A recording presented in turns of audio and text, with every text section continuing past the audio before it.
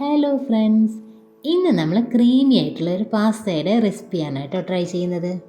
അപ്പോൾ അതിന് വേണ്ടി ഞാൻ കുറച്ച് പാസ്ത എടുത്തിട്ടുണ്ട്. ഇനി നമുക്ക് കുറച്ച് വെള്ളത്തിലേക്ക് ഉപ്പും കുറച്ച് ഓയിലും ഒഴിച്ചു കൊടുത്ത ശേഷം ഈ പാസ്ത ഒന്ന് വേവിച്ചെടുക്കാം. അതിനുശേഷം നമുക്കൊരു പാൻ അടുപ്പിലേക്ക് വെച്ച് കൊടുക്കാം. ഇനി ഇതിലേക്ക് ഞാൻ കുറച്ച് ബട്ടറാണ് ഇട്ട് കൊടുക്കുന്നത്. ബട്ടർ ഇട്ട് കൊടുക്കുമ്പോഴാണ് നമ്മുടെ റെസിപ്പിക്ക് കൂടുതൽ ടേസ്റ്റ് ഉണ്ടാവുക കേട്ടോ. അപ്പോൾ ഇത് നമ്മുടെ ബട്ടർ എല്ലാം മെൽറ്റായി തുടങ്ങുമ്പോൾ നമുക്കിതിലേക്ക് കുറച്ച് വെളുത്തുള്ളി ചോപ്പ് ചെയ്തത് ഇട്ട് കൊടുക്കാം. അതിനുശേഷം കുറച്ച് സവാള കൂടെ ഇട്ട് കൊടുക്കുകയാണ്. ഇനി ഇത് നന്നായിട്ടൊന്ന് വഴറ്റിയെടുക്കാം. സവാളയൊക്കെ ഒന്ന് വാടി തുടങ്ങുമ്പോൾ ഞാൻ ഇതിലേക്ക് കുറച്ച് സ്വീറ്റ് കോണും പിന്നെ കുറച്ച് ക്യാപ്സിക്കം കൂടെ ഇട്ട് കൊടുക്കുകയാണ്. ഇതെല്ലാം ഇട്ട് കൊടുത്ത ശേഷം ഇത് നമുക്കൊരു 1-2 മിനിറ്റ് നേരം ഹൈ ഫ്ലെയിമിൽ വെച്ചിട്ട് നന്നായിട്ടൊന്ന് മിക്സ് ചെയ്തെടുക്കാം.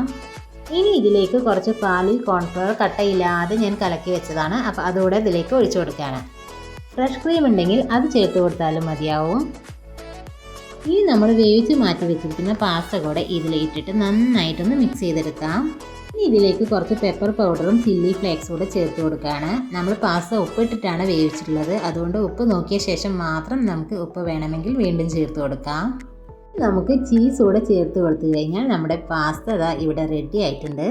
അപ്പോൾ അത് റെസ്റ്റോറൻറ്റിൽ കിട്ടുന്നതിനേക്കാളും അടിപൊളി ടേസ്റ്റിലാണ് നമുക്ക് ഈ ക്രീമി പാസ്ത കിട്ടിയിരിക്കുന്നത്. അപ്പോൾ ഇന്നത്തെ എൻ്റെ വീഡിയോ ഇഷ്ടമെങ്കിൽ ലൈക്ക് ചെയ്യാനും ഷെയർ ചെയ്യാനും മറക്കല്ലേ.